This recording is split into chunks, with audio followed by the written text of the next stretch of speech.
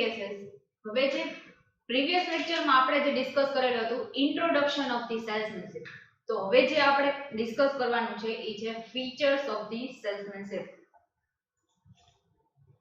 Features or elements. તમને exam purpose થી elements પૂછે કે ફીચર્સ પૂછે, તમારે આ જ ક્વેશ્ચન લખવાનો છે, બરાબર. તો ફીચર્સ કેટલા છે? તો કે 13 ફીચર્સ છે.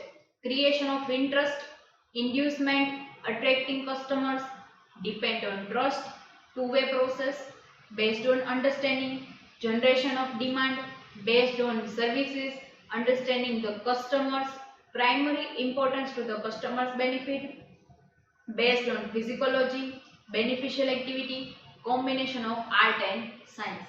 તો આ જે 13 ફીચર છે જે આપણે one by one detail discussion કરશું.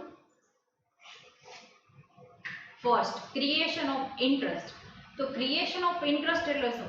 તો પેલા તો જે આપણી પાસે જે બાયર છે, જે પ્રોસ્પેક્ટિવ બાયર છે, એમને વસ્તુ પરચેઝ નથી કરી લીધી, તો એ બાયરને એકચ્યુઅલ બાયરમાં કન્વર્ટ કઈ રીતે કરશું? તો કે આપણે જે પ્રોડક્ટ સેલ કરીએ છીએ એ પ્રોડક્ટ માટે એમને પહેલા તો ઈચ્છા જાગે. એના માટે આપણે પહેલા તો એના માટે સ્ટેપ્સ લેવા પડશે કે એડવર્ટાઇઝિંગ પહેલા આપણે કરીએ તો એનાથી બાયર છે અવેર થઈ જાય આપણી પ્રોડક્ટ પ્રત્યે, તો એ પેલા અવેર કરવાના. તો ઇન્ટરેસ્ટ એમનામાં કઈ રીતે જગાડવો? જે સેલ્સમેન એમની સ્કિલ એન્ડ એબિલિટી પ્રમાણે પહેલા તો ઇન્ટરેસ્ટ ક્રિએટ કરશે. તો it creates interest for customers for the goods or services offered by the salesman. તો ગુડ્સ અને સર્વિસ માટે જે આપણે સેલ કરવાની છે એના માટે પહેલા તો ઇન્ટરેસ્ટ ક્રિએટ કરશે. હવે માનો કે તમે એક ફૂડ પ્રોડક્ટ છે એ સેલ કરો છો, તો એ ફૂડ પ્રોડક્ટને પહેલા તો બાયર્સને ખ્યાલ હોવો જોઈએ કે આ ફૂડ પ્રોડક્ટમાં શું શું કેરેક્ટરિસ્ટિક્સ છે, શું એનો બેનિફિટ છે, અથવા તો કોઈ એનર્જી ડ્રિંક છે એ તમે સેલ કરો છો તો એનાથી શું કસ્ટમરને બેનિફિટ થશે, બરાબર છે. તો એના માટે અવેર હોવા જોઈએ. તો એના માટે પહેલા તમારે ઇન્ટરેસ્ટ ક્રિએટ કરવો પડે અલગ અલગ વેથી, મીન્સથી. Practically each and every customer may be using or consuming one or the other product or services. તો જે અલગ અલગ કસ્ટમર છે અલગ અલગ એના પ્રોડક્ટને બધી છે સેલ કરતા હોય, તો એવું નથી કે એક સેલર છે એક જ વસ્તુ સેલ કરતો હોય, એની જગ્યાએ એકની જગ્યાએ અલગ અલગ ટાઈપની ઘણી બધી વસ્તુ છે એ સેલ કરતા હોય છે. હવે માનો કે તમે ડેરીએ જાઓ તો ડેરીમાં શું હોય? તો એ લોકો સ્વીટ છે એ સેલ કરતા હોય, જે દૂધ જે મિલ્ક આઇટમ્સ છે એ સેલ કરતા હોય, પછી જે નમકીન આઇટમ્સ છે બધી સેલ કરતા હોય. તો ઘણી બધી આઇટમ્સ છે એ સેલ કરતા હોય છે, બરાબર. તો એ બધી આઇટમ્સ છે એ કસ્ટમરને કયા પ્રકારની આઇટમ્સ હોય છે અને કયા પ્રકારની આઇટમ માટે અટ્રેક્ટ કરી શકો, એ કસ્ટમરના બિહેવિયર, એમના નેચર ઉપરથી ખ્યાલ આવી જશે, બરાબર છે. તો salesman how to divert them from the product of their regular use, બરાબર. તો એમને તમે મિલ્ક આઇટમ સેલ કરો છો તો પહેલા તમારે એમને અટ્રેક્ટ કરવાના, પછી એ વસ્તુ જે રેગ્યુલર યુઝ કરશે તો તમને રેગ્યુલર સેલિંગ થઈ શકશે. તો એના માટે તમે ડાયવર્ટ કઈ રીતે કરશો એ બધું જ છે એ સેલ્સમેનના ફીચરમાં ઇન્ક્લુડ થશે. Second, inducement. તો ઇન્ડ્યુસમેન્ટ એટલે શું? પહેલા તો તમારી પ્રોડક્ટને સેલેબલ બનાવવાની, મીન્સ કે પહેલા જે પ્રોડક્શન છે કરી લીધું, બરાબર. તો રો મટીરિયલને WIP માંથી તમે ફિનિશ ગુડ્સમાં લઈ આવ્યા, પછી એને સ્ટોરેજમાં લઈ ગયા, પછી ત્યાંથી એમને સેલ કઈ રીતે કરી શકશો? તે પ્રોડક્ટને સેલેબલ બનાવવાનું. It becomes necessary for the salesman to induce the customer. એના માટે સેલ્સમેન માટે નેસેસરી છે કે કસ્ટમરને અટ્રેક્ટ કરે, એમને કન્વિન્સ કરે પ્રોડક્ટ પરચેસ કરવા માટે, બરાબર છે. તો એ પ્રોડક્ટ પરચેસ કઈ રીતે કરી શકે? તો માનો કે આપણે ફૂડ આઇટમ સેલ કરી છે, તો ફૂડ આઇટમમાં તમે એમને વેફર તમે સેલ કરો છો તો વેફરને તમે હાથમાં લઈને હાથથી હાથ ન આપી શકો. એના માટે તમારે પ્રોપર એક પેકેજિંગ કરવું પડે, તો પ્રોડક્ટને સેલેબલ બનાવવી પડે અને સેલિંગ સ્ટેજ ઉપર લઈ આવવી પડે, બરાબર. For example, if a salesman wants to sell a particular newspaper to a particular business executive, then he has to explain about his product in such a way that his customer, means કે જે executive હતો એ once feel that he is in accurate need for the product, means કે newspaper offered for the sale by the salesman. કે એમને પહેલા salesman છે એમને એક પર્ટિક્યુલર એક્ઝિક્યુટિવ છે, બિઝનેસ એક્ઝિક્યુટિવ, એમને ન્યૂઝપેપર સેલ કરવું છે, તો એ કઈ રીતે કરી શકે? તો એમને એ એવા ફાયદાઓ બતાવે કે માનો કે તમે આ ન્યૂઝપેપર રીડ કરશો ને તમને બિઝનેસ એન્વાયરમેન્ટમાં શું ચેન્જીસ આવે છે, તમારી આજુબાજુમાં શું ચેન્જીસ આવે છે, ટેકનોલોજીકલ ચેન્જીસ આવે છે, એના લીધે તમને અપ ટુ ડેટ અમારા ન્યૂઝપેપરથી તમે રહી શકશો. કારણ કે અમારા ન્યૂઝપેપર છે બધા જ જેટલા કન્સેપ્ટ છે બધા જ છે એ ઇન્ક્લુડ કરેલા છે, જેનાથી તમને બહુ બેનિફિટ થશે. તો તમે આવું એમને સમજાવો, બરાબર છે. તો બિઝનેસ એક્ઝિક્યુટિવ છે રેડી થઈ જશે તમારે જે ન્યૂઝપેપર છે એ પરચેસ કરવા માટે. તો એવા એક્સ્ટ્રાઓર્ડિનરી કેરેક્ટરિસ્ટિક્સ તમે એમને બતાવશો, એમના બેનિફિટ્સ તમે એમને કહેશો, તો એ ન્યૂઝપેપર લેવા માટે રેડી થશે, જેમ તો તમે એમને કન્વિન્સ કરી શકશો. હવે તમે એમને કાંઈ એવા એક્સ્ટ્રા ફીચર્સ નથી કીધા, કેરેક્ટરિસ્ટિક્સ નથી કીધા, બરાબર છે, એમને તમે એમને કહી દીધું કે અમે આ પ્રોડક્ટ સેલ કરીએ છીએ, તમારે આ પ્રોડક્ટ પરચેસ કરવાની છે, તો એમને મેં પરચેસ કરશે ના, એમને મેં પરચેસ ન કરે, કારણ કે એમને એની સાથે બીજા ઘણા બધા એવા લોકો છે કે જે ન્યૂઝપેપર છે એ સેલ કરે છે, તો એમને પર્ટિક્યુલર તમારું જ ન્યૂઝપેપર શું કામ લેશે? તો એના માટે તમે તમારા પ્રોડક્ટની ડિટેલ્સમાં જો ડિસ્કશન કરો, ડિટેલ્સમાં એમને ઇમ્પોર્ટન્સ કહો, તો એ પ્રોડક્ટ છે એ પરચેસ કરશે.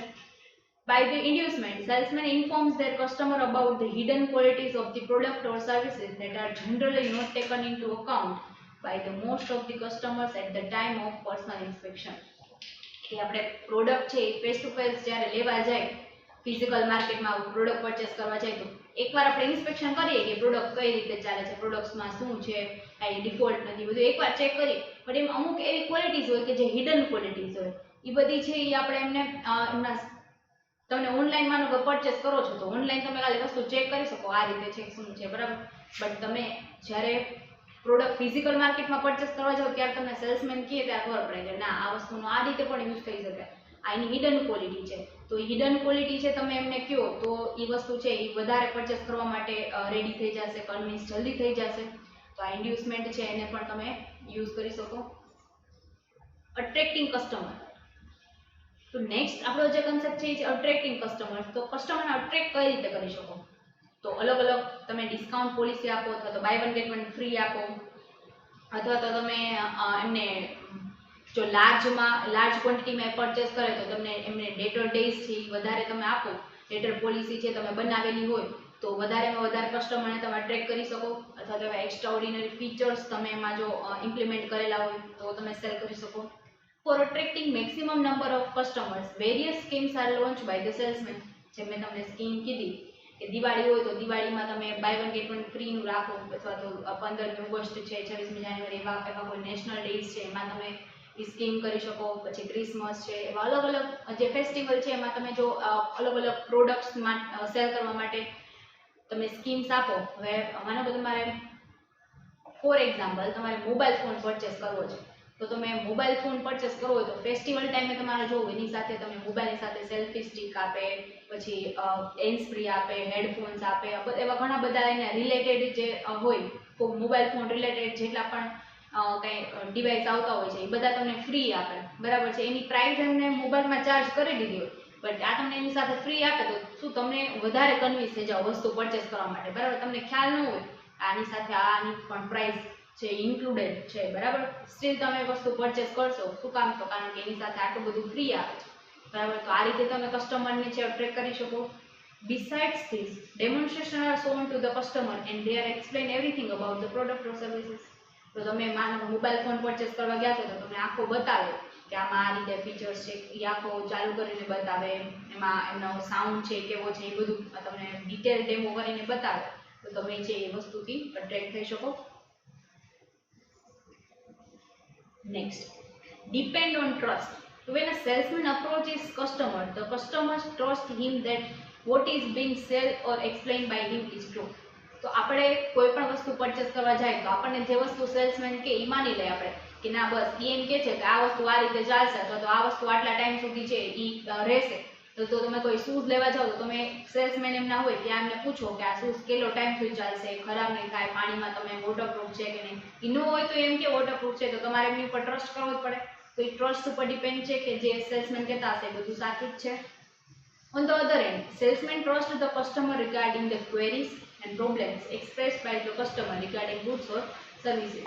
કે એમનો ટ્રસ્ટ છે તો ગુડ્સ અને સર્વિસીસ જે આપણે એમને આપીએ છીએ, બરાબર છે, એનો ટ્રસ્ટ મેં તમને જે શૂઝનું એક્ઝામ્પલ આપ્યું એ રીતે આપણો કસ્ટમરનો ટ્રસ્ટ હોય. અથવા તો આપણી ક્યાંય ક્વેરી છે, પ્રોબ્લેમ છે, એ આપણે જે સેલર છે એમને કીધેલો, પછી એનું જે સોલ્યુશન આપે કે ના એ વસ્તુ છે હવે નહીં પોસિબલ થઈ શકે કારણ કે આટલા ડેઝ વહી ગયા છે, તમે 15 દિવસ હતા, 20 દિવસ પછી તો આપણે એના ઉપર ટ્રસ્ટ કરવાનો, કારણ કે એ ટ્રસ્ટ ઉપર જ ડિપેન્ડન્ટ છે. એ જે કહેશે એ બધું સાચું જ છે, તો આ ટ્રસ્ટ છે એ મેન્ટેન થવો જોઈએ. Next, two-way process. So it is a two-way process. In the sense that if a salesman wants to sell the goods, the customer wants to buy those goods. બરાબર છે. સેલ્સમેન છે એમને good cell કરવું છે, buyers છે એમને good purchase કરવું છે, એટલે ટુ વે પ્રોસેસ છે. બેની વોન્ટ્સ છે. સેલ્સમેનની વોન્ટ એ છે કે એમનું ગુડ સેલ થશે, બાયરની વોન્ટ એ છે કે એમનું ગુડ પરચેસ થશે. એટલે આ ટુ વે પ્રોસેસ છે. In the beneficial two both the salesman as well as customers. બેના માટે બેનિફિશિયલ છે. શું કામ? તો કે સેલ્સમેનને એ સેલ થશે તો એને પ્રોફિટ જનરેટ થશે, પ્રોફિટ મળશે. કસ્ટમર માટે શું? તો એને એના નજીકના પ્લેસ ઉપરથી વસ્તુ મળી ગઈ, અથવા તો એમનો જે વસ્તુ જોતી હતી એ રિઝનેબલ પ્રાઇસમાં મળી ગઈ, તો એમને સેટિસ્ફેક્શન થશે. તો આ બે વસ્તુ છે એ પોસિબલ બની શકશે. Next, based on the understanding.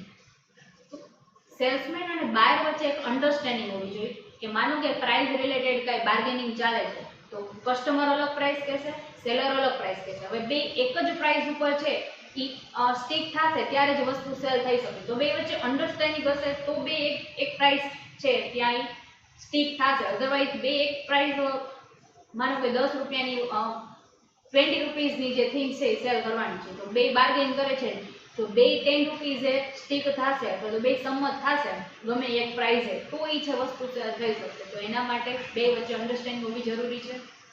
Salesmanship is based on the understanding. Besides explaining about the goods or the services offered for the sale by the salesman, he also understands his customer. કસ્ટમરને એમને પહેલા સમજવા પડશે કે એમને કેટલી પ્રાઇસમાં જોશે, આપણને કેટલી પ્રાઇસમાં આપણે સેલ કરી શકશું. આપણી પ્રાયોરિટી શું છે? 20માં સેલ કરતા હોય તો આપણે 15 સુધી કરી શકીએ. માનો કે ડિસ્કાઉન્ટ માંગે તો 15 સુધીનું આપી શકીએ. પછી એનાથી નીચે માંગે તો આપણે પ્રોડક્ટ નો સેલ કરીએ. બરાબર છે. તો બે વચ્ચેનો અન્ડરસ્ટેન્ડિંગ છે એ મેન્ટેન થવી જોઈએ. Practically sales becomes feasible because of the mutual understanding between the salesman and customer.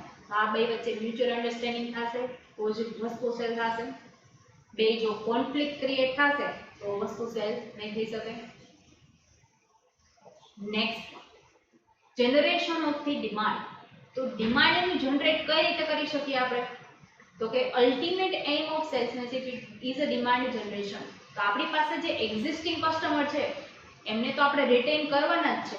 હવે આપણે નવા કસ્ટમરને કઈ રીતે જનરેટ કરી શકીએ? તો કે અલગ અલગ આપણે એડવર્ટાઇઝમેન્ટ કરીએ, ન્યૂઝપેપરમાં કરીએ, હોર્ડિંગ્સ લગાડીએ, અથવા તો તમે ઓનલાઈન તમે એડવર્ટાઇઝમેન્ટ કરી શકો. અલગ અલગ ઇન્સ્ટા છે, ફેસબુક છે, ટ્વિટર છે, કે અલગ અલગ જગ્યા જે અલગ અલગ વેઝ છે કે જ્યાંથી તમે એડવર્ટાઇઝમેન્ટ કરી શકો છો. બરાબર છે. તો એડવર્ટાઇઝમેન્ટ કરી અને તમે વસ્તુ છે એ સેલ કરી શકો છો. અથવા તો તમે પહેલાં લોકલ માર્કેટમાં સેલ કરતા હતા, હવે તમારું માર્કેટ છે એ વધી ગયું, તમે સ્કોપ વધારી દીધો, એક જગ્યાએથી બીજી જગ્યાએ તમે બે જગ્યાએ હવે તમારા લોકેશન છે તમે ત્યાંથી સેલ કરો છો. તો માર્કેટ છે એ વાઇડ થઈ જશે તો તમે વધારે તમને નવા કસ્ટમર મળશે તો પણ તમે ડિમાન્ડ જનરેટ કરી શકશો. In the absence of salesmanship, there may be a very negligible demand for the goods and service produced in an economy. જો સેલ્સમેનશિપ ન હોય તો તમે વસ્તુ છે એના માટેની જે ડિમાન્ડ થતી હોય એના કરતાં ઓછી ડિમાન્ડ છે એ થશે. અને જે વસ્તુ લોકોને ખબર જ નથી અને તમે એના માટે એડવર્ટાઇઝમેન્ટ કરેલી નથી, સેલ્સમેનશિપ કરેલી નથી, તો વસ્તુ છે લોકો સુધી નહીં પહોંચે તો લોકો ખરીદશે નહીં. તો આપણા જે પ્રોડક્ટ છે એની ડિમાન્ડ જનરેટ જ નહીં થાય, તો નેગ્લિજિબલ ડિમાન્ડ જનરેટ થશે. When a demand is generated, naturally there will be a bias. બરાબર. તો જ્યારે ડિમાન્ડ જનરેટ થાય તો એ ડિમાન્ડ જનરેટ કયા ફોર્મમાં થાય? તો કે બાયર્સ છે ઇન્ક્રીઝ થશે. બરાબર છે. તો આપણે ડિમાન્ડ છે જનરેટ થશે. Next, based on the services. તો સર્વિસીસ કઈ? તો કે તમે પ્રોડક્ટ સેલ કરી એની પહેલા જે સર્વિસ આપો એના પછી એના પહેલા કઈ સર્વિસ આપી શકો? તો તમે ફ્રી સેમ્પલ આપો એમને યુઝ કરવા માટે કે તમે એકવાર યુઝ કરી લ્યો, જો તમને ફાવે તો તમે બીજી વાર આવજો લેવા. બરાબર છે. એવું તમે એમને કહી શકો. એ પ્રી સેલ સર્વિસીસ છે. આફ્ટર સેલ સર્વિસીસ પણ તમે એમને આપી શકો. વોરંટી આપી શકો અથવા તો તમે એમને કેમ યુઝ કરવું છે એના માટેનું ડેમો આપી શકો. અથવા જે ગેરંટી વોરંટી પીરિયડ્સ છે એ બધું આપી શકો. તો એ આફ્ટર સેલ સર્વિસીસ થઈ ગયા. બરાબર છે. So once the goods or services are sold to the customer, the responsibility of salesman increases. તો એકવાર goods છે સેલ થઈ જાય પછી ત્યાં કસ્ટમર લઈ જાય પછી સેલ્સમેનનું કામ પૂરું નથી થતું, ત્યાંથી એની રિસ્પોન્સિબિલિટી વધી જાય કે હવે પ્રોડક્ટ છે એમાં કાંઈ ડિફોલ્ટ આવશે તો કસ્ટમર છે એ કમ્પ્લેન કરશે, તો કસ્ટમર કમ્પ્લેન કરે તો એને હેન્ડલ કરવાનું, અથવા તો કાંઈ ડિફોલ્ટ આવે છે તો એ ડિફોલ્ટને કઈ રીતે હેન્ડલ કરશું. તો salesmanship also include after sale services. મેં તમને જેમ જણાવ્યું વોરંટી, ડેમો અથવા તો અલગ અલગ બીજી જે સર્વિસીસ પ્રોવાઈડ કરતા હોય, અલગ અલગ કંપની અલગ અલગ સર્વિસ પ્રોવાઈડ કરતી હોય, તો એ બધું છે આફ્ટર સેલ સર્વિસીસ એમને સેલ્સમેનશિપમાં પ્રોવાઈડ કરી શકો. So it becomes the duty of salesman two provide cell services to the customer. તો આ સેલ્સમેનની ડ્યુટી છે કે એમને સર્વિસ છે એ પ્રોવાઈડ કરવાની હોય છે, જેથી બાયર છે વધારે કન્વિન્સ થશે. એક બાયર છે એ વસ્તુ લઈ ગયા અને જો સેટિસ્ફાઈડ થશે તો એ બીજા કસ્ટમરને કહેશે, જેથી તમારા કસ્ટમર બેઝ છે એ વધી જશે. Next, understanding the consumer. તો કન્ઝ્યુમરને તમારે અન્ડરસ્ટેન્ડ કરવાના. જેમ તમને આગળ ઓલો કોન્સેપ્ટ સમજાવેલો તો બેસ્ડ ઓન અન્ડરસ્ટેન્ડિંગ, તો આ એના સિમિલર જેવું જ છે કે practically a particular salesman may be selling variety of product and services. તો પર્ટિક્યુલર સેલ્સમેન છે એ અલગ અલગ પ્રોડક્ટ અને સર્વિસ છે એ પ્રોવાઈડ કરતા હોય, બરાબર. વેરાયટીઝ ઓફ પ્રોડક્ટ અને સર્વિસીસ છે એ આપતા હોય છે, જેનાથી સેલ્સમેન છે એ પ્રોપર વેમાં સેલ કરી શકે, અલગ અલગ વસ્તુઓ સેલ કરી શકે, બરાબર છે. એની પાસે વાઇડ સ્કોપ છે. એક વસ્તુ એમને પરચેસ નથી કરવી તો એમને બીજી બતાવી, બીજી નથી કરવી ત્રીજી બતાવી, તો આ રીતે કસ્ટમરને કોઈને કોઈ એક પ્રોડક્ટમાં તો એ કન્વિન્સ કરી જ દેશે, બરાબર છે. તો વેરાયટીઝ ઓફ પ્રોડક્ટ છે સેલ કરે છે. By this, customer may not be in a need of all what is offered for the sale by the salesman. So it becomes essential for the salesman to understand his customer. બરાબર છે. અગર એમને need નથી, want નથી વસ્તુ purchase કરવાની, steel એમને convince કરવાને એ સેલ્સમેનશિપમાં એક આર્ટ હોવું જોઈએ, સેલ્સમેનશિપમાં એવી સ્કિલ હોવી જોઈએ સેલ્સમેન પાસે કે એ વસ્તુ એમના માટે નેસેસિટી બનાવી દે ને એ વસ્તુ એ પરચેસ કરે, બરાબર છે. સેલ્સમેન પાસે એવી એબિલિટી હોય કે એમને અટ્રેક્ટ કરી લેશે. After understanding his customer, he will be in the position to offer appropriate product or the services to his customer. કે કસ્ટમરને પહેલા અન્ડરસ્ટેન્ડ કરી લીધા છે, પછી તમારે એમને કયા પ્રકારની પ્રોડક્ટ છે એ ઓફર કરો તો એ લઈ લેશે, અથવા તો એની નીડ નથી સ્ટીલ લઈ લેશે. તો એના માટે તમારે એમને અન્ડરસ્ટેન્ડ કરવા પડે, એવા પ્રકારની એમને પ્રોડક્ટ અને સર્વિસ આપવી પડે. Next, primary importance to the customers benefit. તો પ્રાઇમરી ઇમ્પોર્ટન્સ શું છે કસ્ટમર બેનિફિટ માટે? તો કે under the salesmanship, ultimate aim of salesmanship is to facilitate the probable customers. બરાબર છે. એનો અલ્ટિમેટલી એમ જ છે કે પ્રોબેબલ કસ્ટમર છે એનો બેઝ વધારે, કે જે પ્રોસ્પેક્ટિવ પ્રોબેબલ કસ્ટમર છે એ પછી એકચ્યુઅલ બાયરમાં કન્વર્ટ થશે, એમને કન્વિન્સ કરતું પછી. તો કન્વિન્સ કર્યા પછી જો એ અલ્ટિમેટ કસ્ટમર આપણા બની જશે, પણ એની પહેલાં એમને કઈ રીતે આપણે અટ્રેક્ટ કરી શકશું એના માટેની જે છે સેલ્સમેનશિપ રિક્વાયરમેન્ટ છે. If the customer benefit are ignored, then the significance of the salesmanship gets over. તો કસ્ટમરનો બેનિફિટ જો ઇગ્નોર થશે, સેલ્સમેન ખાલી એનો જ બેનિફિટ છે એમને ધ્યાનમાં રાખીને વસ્તુ સેલ કરશે, તો કસ્ટમર એમનો બેનિફિટ એમને કાંઈ નહીં દે તો એ વસ્તુ પરચેસ જ નહીં કરે, જેનાથી કસ્ટમરનો બેનિફિટ નહીં થાય તો સેલ્સમેનને પણ બેનિફિટ નહીં થાય.